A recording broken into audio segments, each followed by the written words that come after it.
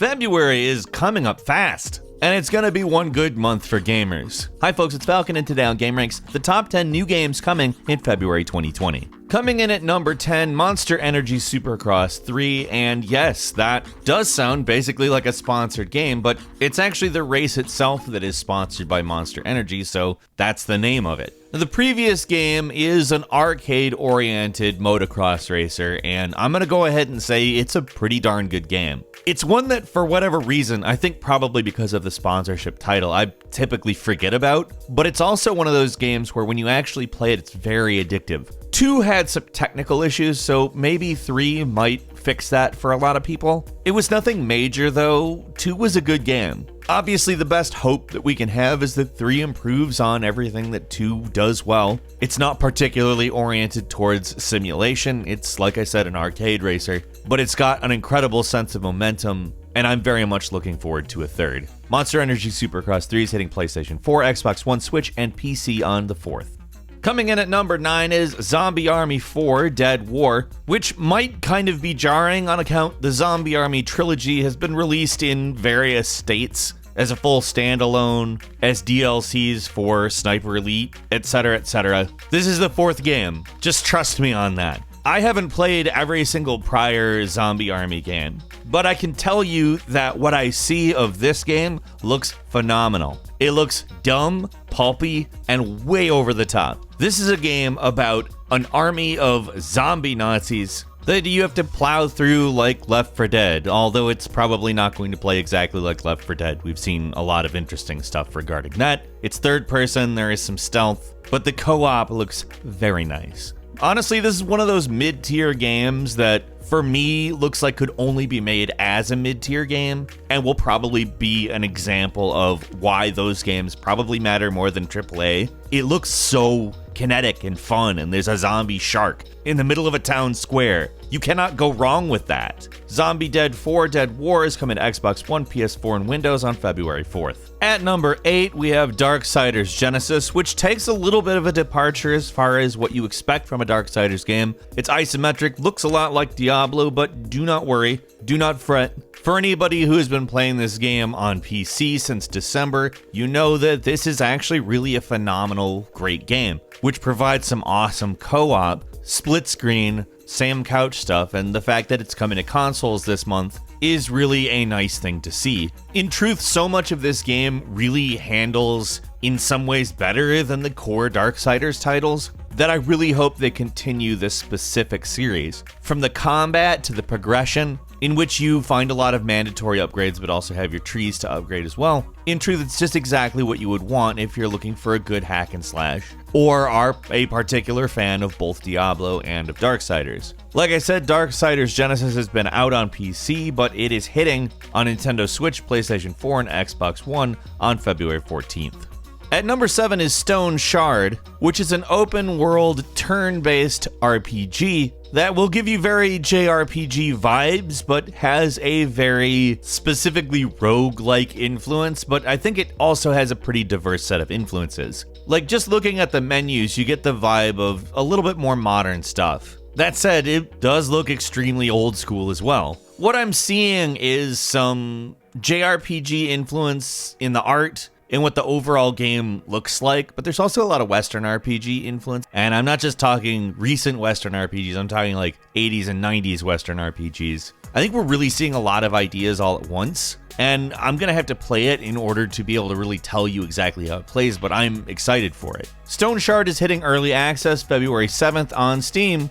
And moving on to number 6 is the Dark Crystal Age of Resistance Tactics, which is a new tactics RPG along the lines of the Banner Saga and a little Final Fantasy Tactics, maybe a little Fire Emblem. But let's be serious, what better of a franchise to make a tactics RPG? It's literally perfect given the characters and all the locations and the story. It's literally perfect. The game itself has a fairly distinct graphic style. They do a pretty good job mimicking the sort of Muppet-esque look of the show. although I'll say the environments look pretty typical of a strategy/tactics RPG. Not that it looks utterly generic, the environments do have a bit of a personality to them, and character actions really bring the game to life. They look more animated, which I would really hope for something based on a Muppet property. But this looks like a fantastic game to be playing on Switch. Again, it's hard for me to express just how perfect this particular media property is for a strategy/tactical RPG. So I'm really stoked to play the Dark Crystal Age of Resistance Tactics when it hits on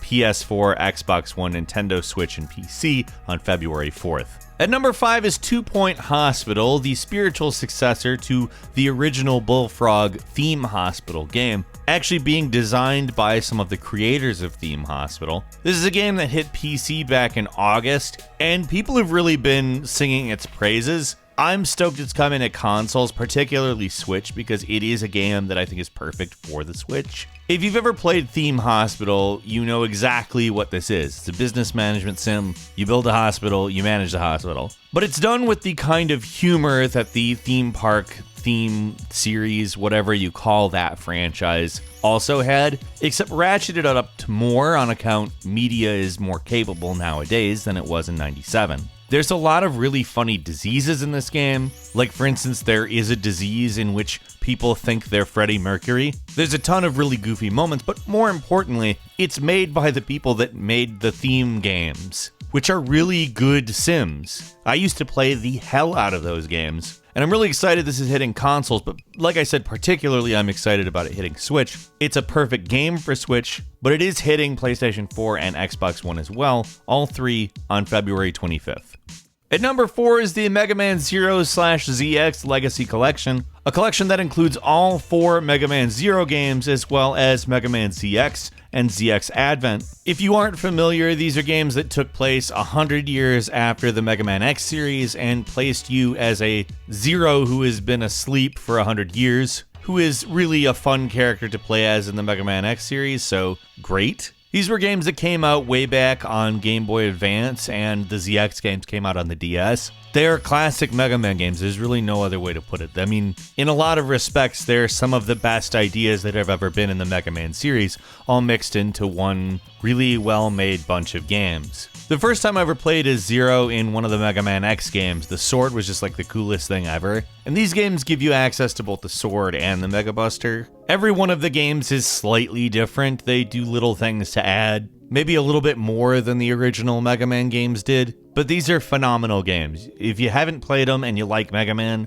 especially Mega Man X, they're absolute winners. And the Mega Man Zero/ZX Legacy Collection is hitting on Xbox One, PlayStation 4, and Nintendo Switch on the 25th. And at number 3 is Street Fighter V Championship Edition. Basically, if you can remember when Street Fighter V launched, I lauded it as really a hell of a game, gameplay-wise, but very light on content. Similar to the problems with Star Wars Battlefront at the time. Well, Street Fighter V Championship Edition totally rectifies all of those issues in giving you all of the content that has come out since the original base release, including all the characters, all the costumes, every possible thing you could add on to Street Fighter V from both the base game and the arcade edition are added to this, as well as a second V skill and 2 characters that were previously not playable. It's also essentially Season 4 of the game, so if you're playing it that way, be prepared for the update.